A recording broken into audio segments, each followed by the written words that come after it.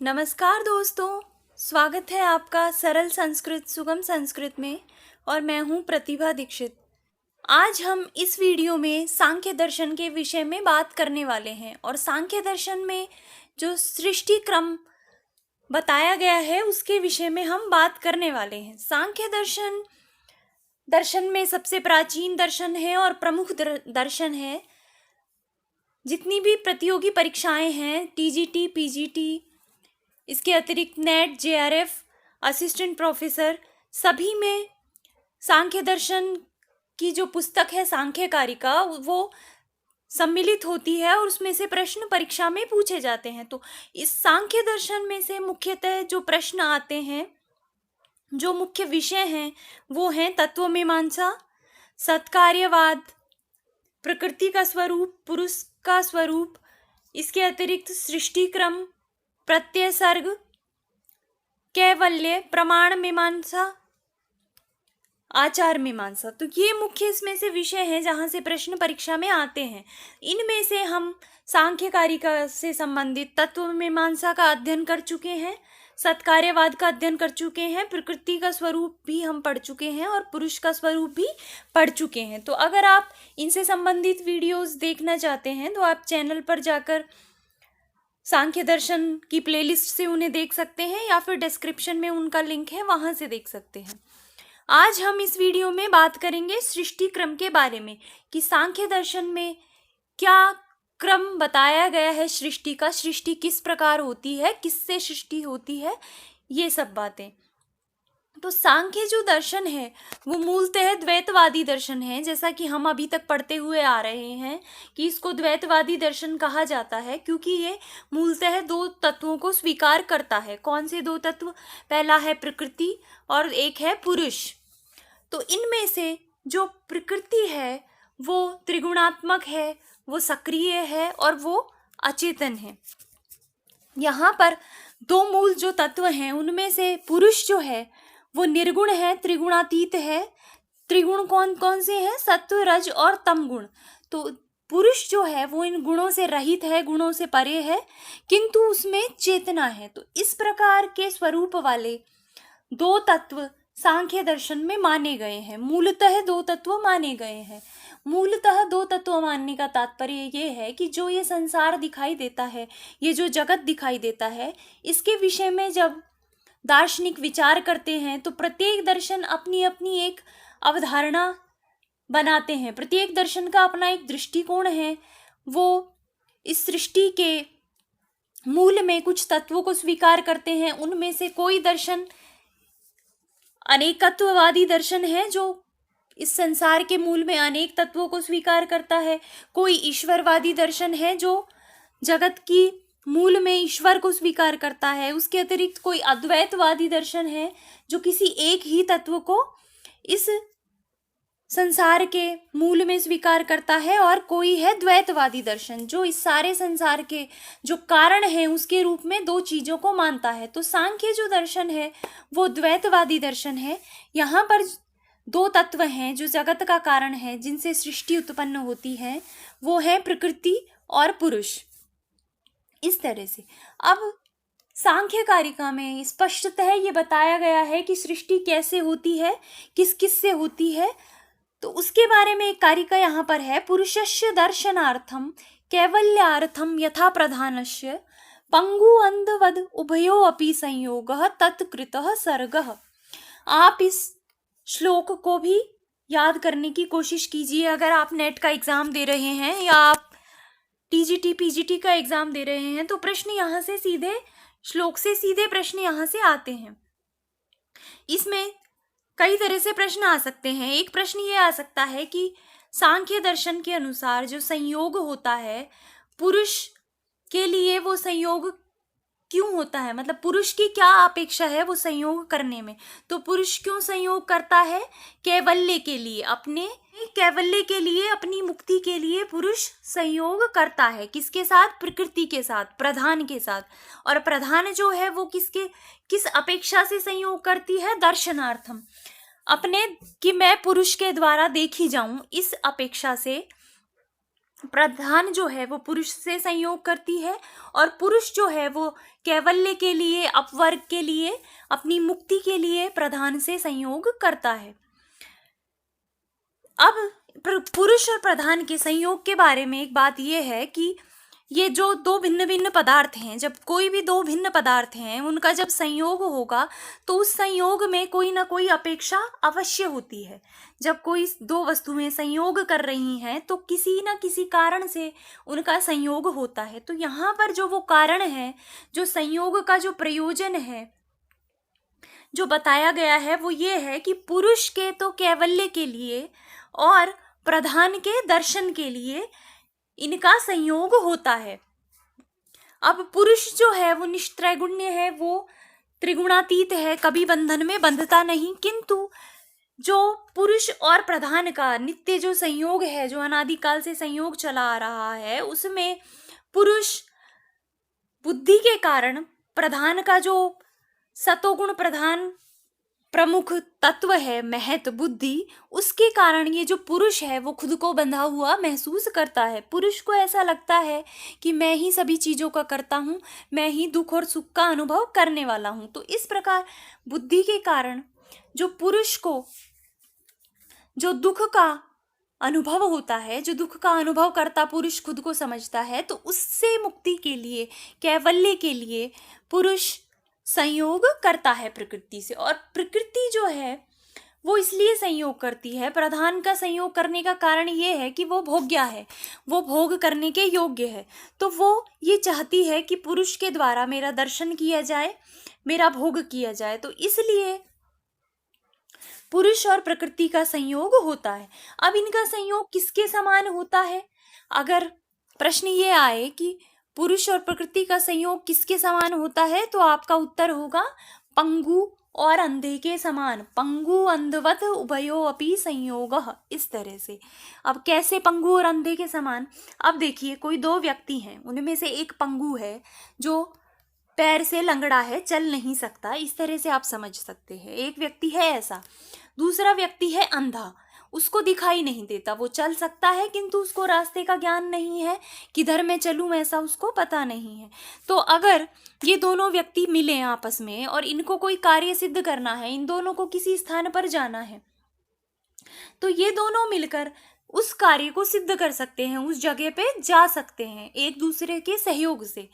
कि अगर पंगु चल नहीं सकता, वो निष्क्रिय है, उसके पैर में समस्या है, तो वो अंधे के कंधे पर बैठ जाता है और वो अंधे को रास्ता बताता है कि अब तुम सीधा चलो, अब बाएं हाथ को मुड़ो, अब दाएं हाथ को मुड़ो, 2 कदम आगे चलो। इस तरह जो पंगु है वो निर्देश देने का काम करता है, वो निर्देशक का काम करता है।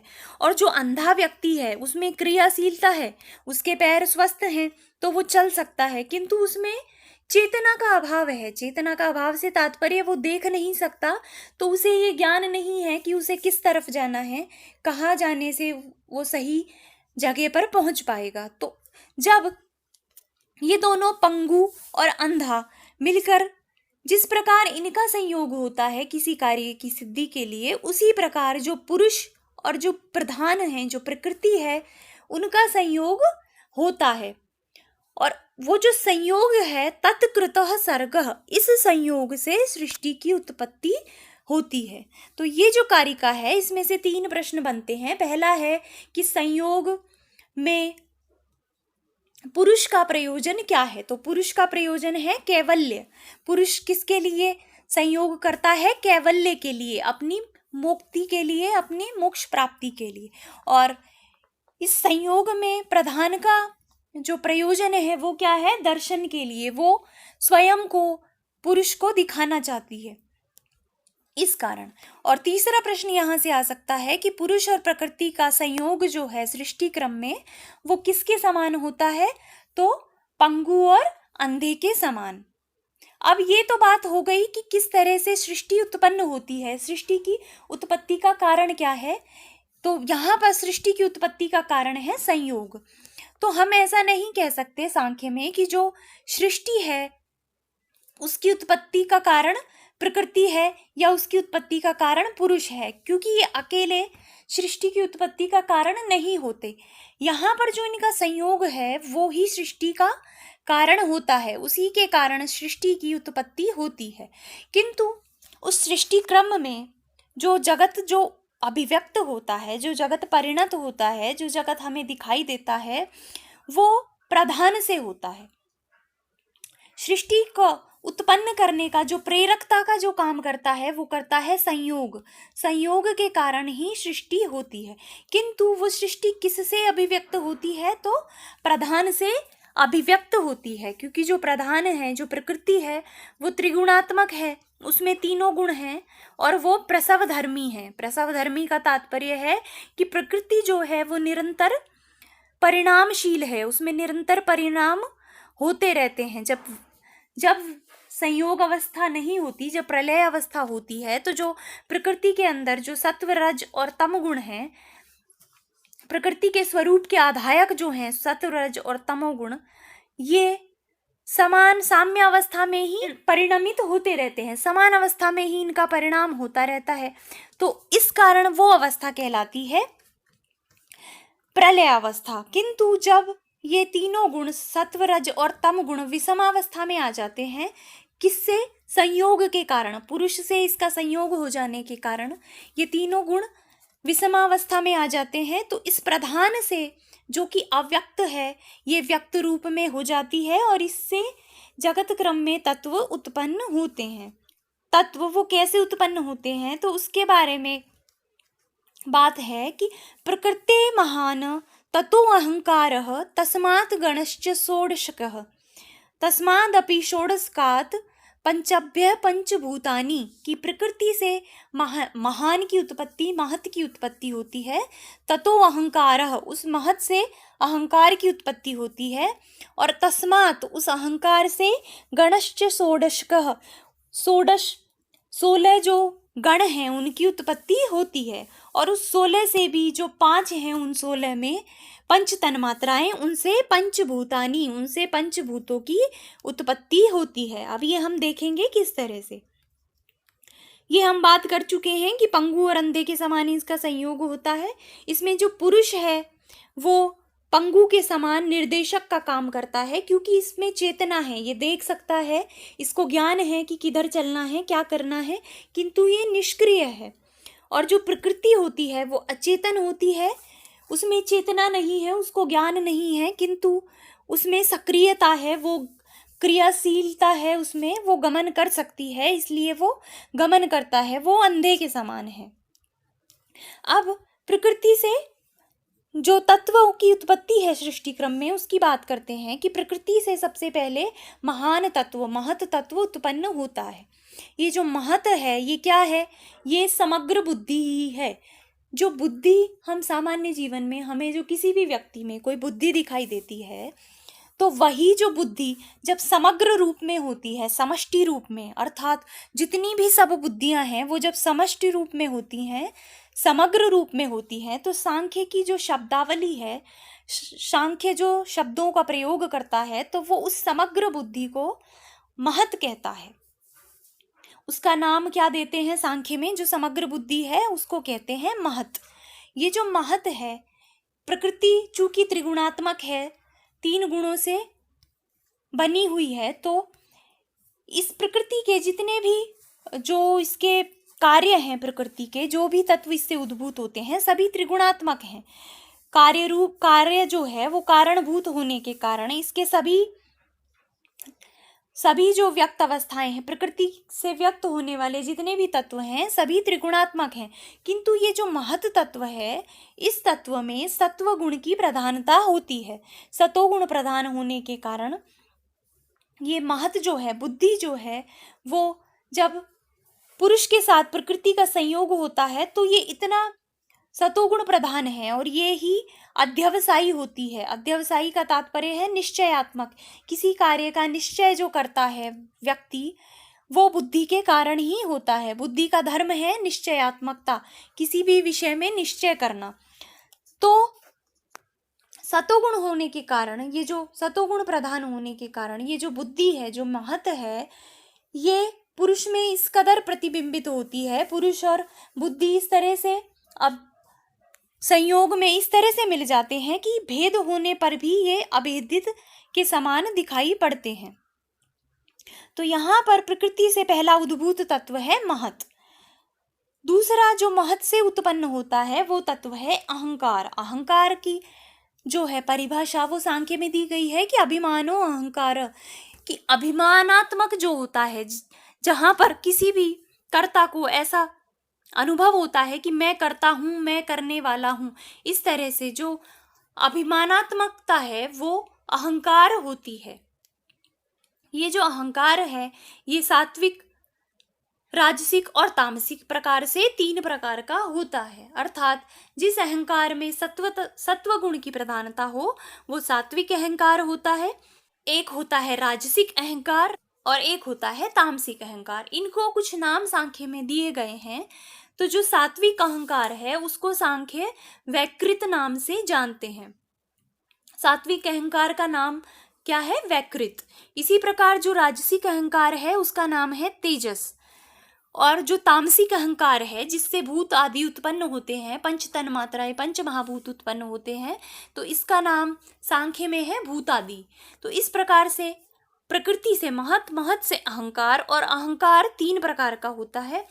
तो जो सात्विक अहंकार है, जो वैकृत अहंकार है, उससे 11 इंद्रियों की उत्पत्ति होती है। 11 इंद्रियां जो पंच ज्ञान इंद्रियां हैं और पंच कर्मेंद्रिय और मन, इनकी उत्पत्ति सात्विक अहंकार से सृष्टि क्रम में होती है। पंच ज्ञान इंद्रियों में चक्षु, श्रोत्र, घ्राण, रसन और त्वक, ये 5 ज्ञान इंद्रियां आती हैं। उसके अतिरिक्त जो मन है वो उभयात्मक इंद्रिय कहा गया है, उसको उभयात्मक कहा गया है। वो ज्ञानेंद्रिय भी है और वो कर्मेंद्रिय भी है। अब पंच कर्मेंद्रियों में वाक, पाणी, पाद, पायु और उपस्थ, ये पंच कर्मेंद्रियां होती है सात्विक अहंकार से उत्पन्न। इसके अतिरिक्त जो भूतादि अहंकार है, जो तामसिक अहंकार है, उससे पंच तन्मात्राओं की उत्पत्ति होती है। पंच तन्मात्राएं कौन कौन सी हैं? शब्द तन्मात्रा, स्पर्श तन्मात्रा, रूप तन्मात्रा, रस तन्मात्रा और गंध तन्मात्रा। अब इन 5 तन्मात्राओं से 5 महाभूतों की उत्पत्ति होती है। अब वो उत्पत्ति कैसे होती है तो उसके बारे में सांख्य कारिका में कोई स्पष्ट विवेचना नहीं की गई है। वहां पर बस इतना बताया गया है सांख्य कारिका में कि जो भूतादि अहंकार है, जो तामसिक अहंकार है, उससे पंच तन्मात्राओं की उत्पत्ति होती है और पंच तन्मात्राओं से पंच महाभूतों की उत्पत्ति होती है। किंतु जो सांख्य तत्व कौमुदी लिखी गई है, श्री वाचस्पति मिश्र ने जो सांख्य कारिका पर टीका लिखी है सांख्य तत्व कौमुदी नाम से, उसमें उन्होंने स्पष्टतः वर्णित किया है कि कैसे इन तन्मात्राओं से महाभूतों की उत्पत्ति होती है। तो इस विषय में वाचस्पति मिश्र कहते हैं, सांख्य तत्व कौमुदीकार कहते हैं कि यहाँ पर जो शब्द तन्मात्रा है उससे तो आकाश महाभूत की उत्पत्ति हो जाती है। अकेली जो शब्द तन्मात्रा है उससे आकाश महाभूत की उत्पत्ति होती है। फिर उसके बाद जो ये वायु आदि हैं, ये अपने से पूर्व में आने वाले जो तन्मात्राएं हैं उनसे युक्त होकर उत्पन्न होते हैं। कैसे? जैसे देखिए, शब्द जो है तो शब्द से तो आकाश उत्पन्न होता है। उसके बाद जो स्पर्श तन्मात्रा है, उस स्पर्श तन्मात्रा जब शब्द तन्मात्रा से युक्त जो स्पर्श तन्मात्रा है उससे वायु की उत्पत्ति होती है। उसके बाद अग्नि की उत्पत्ति, तो शब्द और स्पर्श से युक्त जो रूप तन्मात्रा है, अर्थात इसमें प्रधान तो है रूप तन्मात्रा, किंतु उसके साथ इसमें शब्द और स्पर्श भी मिले होते हैं। तो शब्द और स्पर्श तन्मात्रा से युक्त जो रूप तन्मात्रा है उससे उत्पत्ति होती है किसकी? अग्नि की या तेजस की। उसके बाद जो रस तन्मात्रा है वो रस तन्मात्रा शब्द, स्पर्श और रूप के साथ मिलकर जल की उत्पत्ति करती है। उसके बाद है गंध, पृथ्वी। तो पृथ्वी महाभूत जो है वो शब्द, स्पर्श, रूप और रस, इनसे युक्त जो गंध तन्मात्रा है उससे पृथ्वी की उत्पत्ति होती है। तो इस प्रकार सृष्टि क्रम में प्रकृति से जो है ये तत्व ये उद्भूत होते हैं। यहाँ पर जो इन तत्वों की उत्पत्ति का जो कारण है वो है प्रकृति। यहाँ जहाँ से ये तत्व उत्पन्न होते हैं वो है प्रधान प्रकृति। सबसे पहले उससे महत बुद्धि जो, और उससे होता है अहंकार। अहंकार से, अहंकार 3 प्रकार का होता है, सात्विक, राजसिक और तामसिक। सात्विक अहंकार से एकादश इंद्रियां उत्पन्न होती हैं, तामसिक अहंकार से 5 तन्मात्राएं और 5 तन्मात्राओं से 5 महाभूत उत्पन्न होते हैं। उसके अतिरिक्त ये जो तेजस है, जो राजसिक अहंकार है, तेजस अहंकार, ये इन दोनों अहंकारों की सहायता करता है उत्पत्ति क्रम में। इस तरह से तो ये सृष्टि क्रम है, ये महत्वपूर्ण विषय है, यहाँ से प्रश्न सीधा परीक्षा में आता है। तो ये विषय यहीं पर समाप्त होता है। अब हम आगे सांख्य दर्शन में प्रत्यय सर्ग के बारे में बात करेंगे। प्रत्यय सर्ग भी ज़्यादातर परीक्षाओं में सम्मिलित होता है। टीजीटी, पीजीटी, डीएसएसबी, इसके अतिरिक्त एचपीएससी या यूपीपीएससी, इनकी जो परीक्षाएं हैं, और यूजीसी नेट, जेआरएफ या किसी भी असिस्टेंट प्रोफेसर की परीक्षा में ये विषय सम्मिलित होता है। तो अगले वीडियो में हम बात करेंगे प्रत्यय सर्ग के बारे में कि प्रत्यय सर्ग क्या होता है, कैसे होता है, किस तरह से होता है। तो इस वीडियो को यहीं पे समाप्त करते हैं। अगर आपको ये वीडियो पसंद आया है तो आप इसे लाइक करें, अधिक से अधिक शेयर करें, और आप अगर ये वीडियो को पहली बार देख रहे हैं, आप इस चैनल पर पहली बार आए हैं, तो चैनल को सब्सक्राइब करें और बेल आइकन को भी प्रेस कर दें। घंटी का जो निशान है उसे भी दबा दें, जिससे आपको आने वाले वीडियोस के नोटिफिकेशंस मिल सकें। तो मिलते हैं नेक्स्ट वीडियो में, तब तक के लिए धन्यवाद।